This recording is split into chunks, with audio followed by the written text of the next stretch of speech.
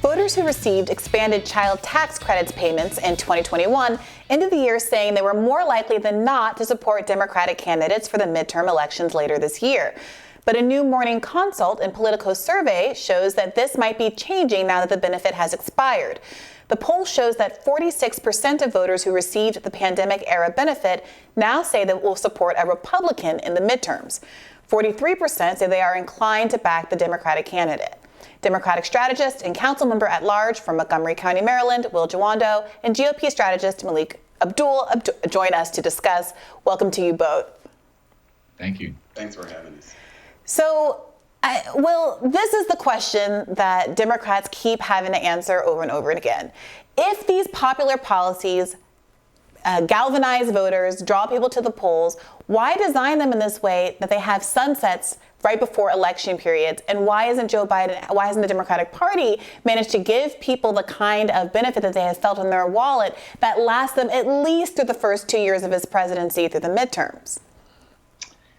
Well, short answer is the votes weren't there to extend it as long as we'd like to extend it. I mean, there were Herculean efforts. There's a cottage industry here in our region, as you know, to try to figure out what's in Joe Manchin's brain so that they could have passed the Build Back Better and extend the child tax credit as one of the many things in there. There have been so many conversations. I know you all have talked a lot about it. So their efforts were made. I think there is always an inherent tension as a Democrat and a proud one. And we just launched a guaranteed income pilot in my county, in Montgomery County, that's kicking off this month. Provide $800 a month to 300 families for 2 years. But here's the thing. We want to get stuff done and help people when they have the need to get through the pandemic. And there's always an inherent tension between what's the politically expedient thing to do and actually getting money to folks to help them. I think we took what we could in the child tax credit. There were efforts to try to extend it along with the broader package. Didn't work. And of course, when you see this inflation rising and prices are rising, people can forget that they had that money, and it starts to impact how they view Democrats more broadly. And I think that's what you're seeing in the polling.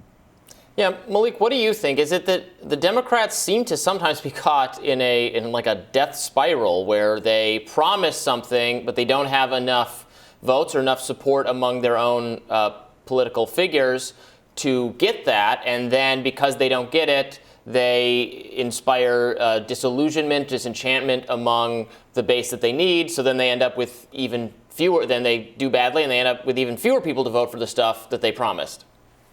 Yeah, so this actually isn't surprising. I'm glad we're talking about the child tax credit, because it's actually worth mentioning that as part of that much maligned 2017 jobs, I think 2017 maybe, it was the job tax and the Trump tax cut that everybody really bashes. Mm-hmm. Trump actually doubled the child tax credit from, I think, $1,000 to $2,000. Now, there were different restrictions on who could actually get that, because I think that was for a number of people who had to work. But Bree mentioned earlier in the segment about why aren't people pushing back against the child tax credit component. I'm one of those who push back against it simply because me and a lot of my friends, most of whom are male and don't have kids, I've never been motivated by the child tax credit, even when Trump did it. So the Trump doing it or the extension that Biden did, we saw at the end of 2021, in the year that these child tax credits, the extensions, if you will, were going out, we saw that only 14% of Americans supported the extending the child tax credit. And so that is something that is really significant. And I think he hit it on the head. And I think we all kind of know this. Inflation changes everything. So you may get that couple of $100 a month or something, or even $1,000 a month. But when you're paying so much more in gas prices and at the supermarkets around the country, you don't actually feel that. So with the Biden administration promising so many of those other things that weren't necessarily the kitchen table things that we're talking about now, like the voting rights and minimum wage and all those other things, while they may be important, Biden had one bite at the apple his first year. And to his credit, he was not only able to get that initial infrastructure package out, he also got the initial stimulus package out. So Biden actually got get things done in his first year. But like many presidents, all presidents, if you will,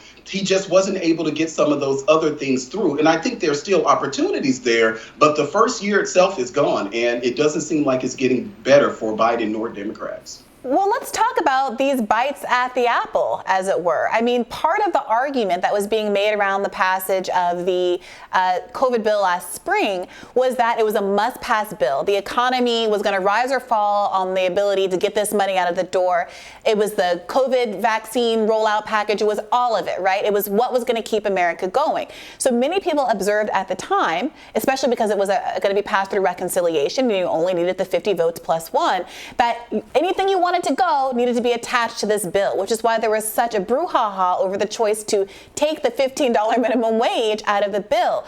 And at the time, there was reporting that there were other parts of it that Joe Manchin was trying to extract, and progressives decided to hold the line and say, we're not going to vote down, we're going to vote down this package and sabotage it unless the whole kit and caboodle is in there. So the question remains, why wasn't the line drawn for such popular policies as a $15 minimum wage, or the further extension of some of these popular policies that we did get, but which are sunsetted long before the midterm elections?